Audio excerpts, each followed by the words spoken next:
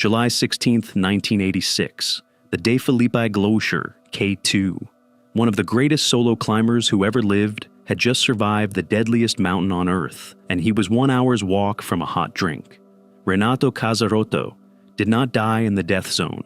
He did not die in a storm. He did not die on the unclimbed ridge that had beaten him back 3 separate times. This was a man who had soloed the north face of Huascarán over 17 days, who made the first solo ascent of Fitz Roy's North Pillar and named it after his wife, who crossed the Freyne Trilogy on Mont Blanc in the dead of winter. For 20 years, the mountains had thrown everything they had at him, and every single time he had answered with patience. And then, an hour from safety, on flat ground, the mountain took him anyway. But here is the part I find most extraordinary about this story. What killed Renato Casarotto was not one catastrophic mistake. It was a chain reaction, a series of small, reasonable margins that lined up perfectly in the worst possible order, on the one stretch of the mountain nobody was afraid of. Welcome to Tourist Tragedies. To understand why this loss still stuns climbers almost 40 years later, you first have to understand who Casarotto actually was. In an age of enormous siege expeditions, hundreds of porters, and miles of fixed rope, he was the opposite of all of it. He climbed alone. He carried his own fear up the wall and back down again, with no one to share it. And where other climbers forced their routes, he waited. He would sit inside a hole dug into the snow for 4, 5, 6 days at a time, letting a storm exhaust itself rather than gamble against it. Think about what that patience really means. Most of us start checking the clock after 20 minutes in a waiting room. Casarotto could lie motionless in a coffin of ice, at altitudes where the air holds barely a third of the oxygen you are breathing right now, for the better part of a week, and stay calm. That is not recklessness. That is the most disciplined form of courage there is. By 1986, he had already climbed the Ridge of No Return on Denali, and half a dozen lines no one else had dared to solo. He was, by any honest measure, the best in the world at surviving. And that is the detail that makes what happened next so hard to accept. The man who died on that glacier was the single person on the mountain least likely to make a fatal error. So, what was he even doing on K2 in the first place? The answer was a single line on the map that had refused to be climbed. The south-southwest ridge, a soaring, direct spine running straight up the mountain, had already been given a name that told you everything. The Magic Line. It was the last great unclimbed problem on K2, and Casarotto wanted to solve it in the hardest way imaginable. Alone. For a man like him, this was not a job, and it was not a record. It was the culmination of an entire life spent in the mountains. His wife, Greta, had traveled with him to base camp, the way she often did. She was not just his partner, she was part of the expedition itself, the voice on the other end of his radio. Understand the weight of that arrangement. Every single day he climbed up into the death zone, and every single day she sat at the bottom of the mountain, listening for his voice to come back down the line. He threw himself at the Magic Line 3 separate times. On June 23rd, he reached around 8,200 meters. On July 5th, roughly the same height again. In the middle of July, he pushed higher still, to about 8,300 meters, close enough to the summit that he could almost taste it, perhaps 300 vertical meters short of the top. 300 meters, on a mountain he had already poured months of his life into. With the summit finally in view, most climbers would have gambled everything on one last push. Casarotto looked at the weather, looked at the ridge, and did the single hardest thing a driven man can force himself to do. He turned around. He chose to live. And that decision, the safe one, the wise one, the disciplined one, is exactly what put him out on that glacier later that afternoon. Now, for you and me, turning back 300 meters below the summit of K2 sounds like the disappointing part of the story. For Casarotto, it was a triumph of judgment. But it also meant the most dangerous work was still ahead of him, because on a mountain like this one, coming down is where most people die. The ridge he had climbed was long, technical, and utterly unforgiving, and he had to reverse every meter of it alone. No partner to catch a slip, no rope fixed above him. Exhausted from days of living at extreme altitude, This is the phase where tired minds make the small errors that a mountain turns into enormous ones. And yet, meter by meter, hour by hour, he did it flawlessly. He downclimbed the entire magic line. Every rock band, every ice slope, every exposed step where one mistake would have been the end, he undid all of it cleanly, the way only a true master ever could. It is worth sitting for a moment with what those weeks on the mountain had actually been like, because it explains just how tired he really was. 3 attempts on the magic line meant 3 separate journeys up into the thin, killing air near the summit, and 3 long retreats back down again to recover. Every one of them chipped a little more away from his body, the way high altitude quietly does, thinning the blood, wasting the muscle, fraying the nerves. In between the attempts, there was the strange patient rhythm of base camp life, the morning radio checks, the endless reading of the sky, Greta cooking, listening, waiting. For weeks their entire world had narrowed down to one single question, asked fresh every single day. Was today the day, or was today just another day to wait? By that final descent, he had answered that question dozens of times over, and the answering had slowly hollowed him out. He was, in the most literal sense possible, running on the very last of himself. Picture the whole thing from Greta's position down at base camp. For weeks she has listened to her husband's voice crackle down to her from impossible heights. Now that voice is getting closer, lower, safer. The hardest part is behind him. He is off the technical ground. He is off the ridge. He is walking, actually walking, on his own 2 feet, across the wide glacier that separates the foot of the mountain from the tents. By any reasonable measure, the danger was finally over. The climb that had every possible ingredient to kill him had let him go. He had beaten the defenses of the magic line, beaten the death zone, beaten his own exhaustion. And now all that stood between him and safety was a simple walk across the ice to a warm tent and his wife. Everything was aligned.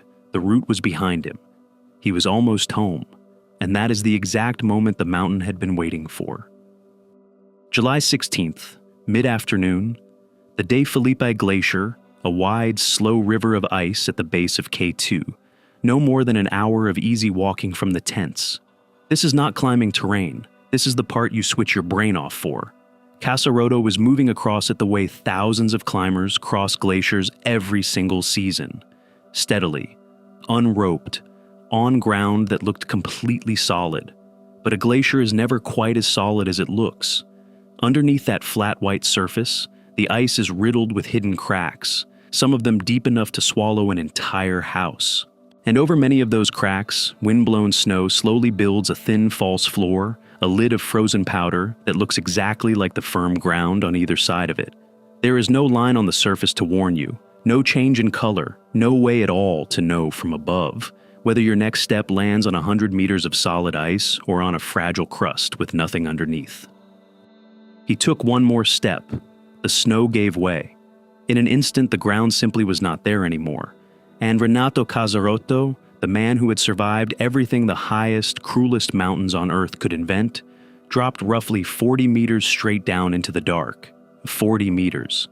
That is the height of a 12-story building, falling in the time it takes to draw a single breath. He hit the bottom of the crevasse, broken and alone, in the cold blue half-light, the small circle of sky far above him getting no closer. He was more than 100 feet underground now, wedged deep inside a crack in the glacier, with no way to climb out and no one on the surface yet aware that he had even fallen. And for one more moment, almost impossibly, the mountain had not finished with him yet. Because somehow, down there at the bottom of the ice, Renato Casarotto was still alive. To understand why a fall like that is so deadly, even when the person survives the initial impact, you need to understand what a crevasse actually does to a human body. A crevasse is a crack in a glacier, formed as the enormous weight of moving ice grinds slowly downhill and tears itself apart. Some are narrow enough to step across. Others open into chambers the size of cathedrals, hundreds of feet deep, with sheer walls of ice and a floor of rubble and old packed snow. Falling into one is nothing like falling into a hole in the ground. The walls are as hard as concrete and often narrow toward the bottom, so a falling climber slams and scrapes against the ice the whole way down. Even a landing you survive tends to shatter bones and cause deep internal injuries, the kind that never show on the outside.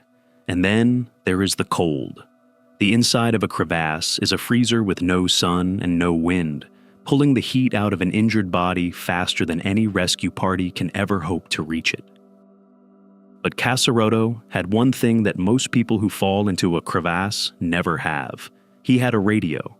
And down at base camp, the legendary mountaineer Kurt Diemberger had, by pure chance, told Goretta earlier that day to keep her set switched on. So, when Renato came back to his senses at the bottom of that pit, badly hurt and freezing, he did something almost unimaginable. He worked the radio out of his pack with broken hands, and he pressed the button. What came down the line to his wife was a whisper. He told her he was dying. He said he was in a crevasse near base camp. Imagine for a second what that call must have cost him, each word forced out through the pain and the cold, knowing that the person who loved him most in the world was sitting an hour away, listening to him slip. Goretta heard every word. She raised the alarm, and the whole basin moved at once. Climbers from the Italian, the British, and the German expeditions dropped everything and ran out onto the glacier. They found the hole. They found him at the bottom of it, and against every expectation, he was still breathing. Nobody could quite believe it. A 40-meter fall onto solid ice, and somehow, a pulse. They rigged ropes. They lowered a rescuer down into the dark. Foot by foot, they hauled Renato Casarotto up out of the ice and back into the open daylight. He had fallen 40 meters, and they had actually gotten him back. For one impossible moment, on the surface of the glacier, surrounded by the people who had come running to save him, it truly looked like the mountain had lost. Then he tried to stand. He took a few steps, and he collapsed. He died there on the ice. In the open air he had fought so hard to reach, of massive internal bleeding, injuries from the fall that no rescue on that glacier could ever have repaired. His rescuers, who moments earlier had believed they had pulled off a miracle, could only stand and watch him go. And then, Goretta made a decision that tells you everything about what this mountain meant to them. She asked that her husband be laid to rest inside the very same crevasse that had taken him, that the glacier be allowed to keep him. The other climbers lowered his body gently back into the ice and closed the mountain over him. For 17 years, that was where Renato Casarotto stayed. Then, in August of 2003, the glacier did the one thing glaciers always do. It moved. It ground its way downhill and gave him back, surfacing his remains far lower down, where a passing Kazakh team carried him to the Gilkey Memorial, the cairn on K2 that holds the mountain's dead. So, when you lay the whole sequence out in order, what actually killed him? It was never one thing. It was a chain. First came the descent. Reversing the magic line alone took everything he had left, so that by the time he reached the glacier, he was running on the very bottom of his reserves, physically and mentally, at the exact moment he had finally allowed himself to believe the danger was behind him. Second came the terrain itself. That glacier was objectively the safest ground on the entire mountain, which is precisely why it demanded no caution and received none. Third came the hidden bridge, a random patch of wind crust over a deep crevasse, invisible from above, waiting for enough weight in exactly the wrong place. And fourth came the sheer cruelty of the fall itself, which left injuries that a human body simply cannot survive, no matter how quickly the rescue arrives. Climbers have a name for this pattern, and it is worth remembering.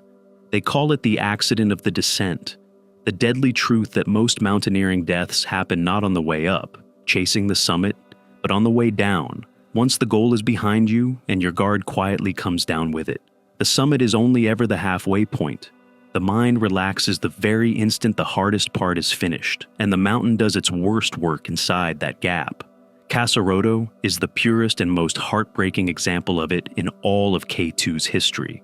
He did everything right. He made the disciplined choice, the survivor's choice, at 8,300 meters. He climbed back down flawlessly.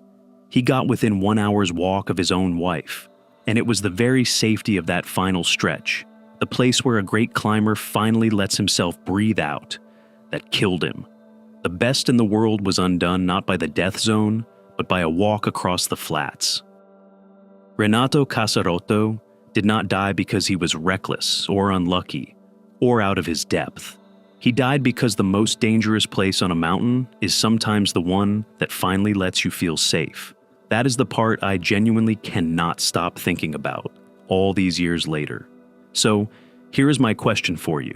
If Casarotto had stayed roped to a partner for that last, harmless-looking walk across the glacier, the way he never once needed to on anything far harder above it, do you think he would have made it home that evening? Or was a hidden crevasse on flat ground always going to be completely beyond anyone's control, no matter what they did? Let me know in the comments. I read every single one.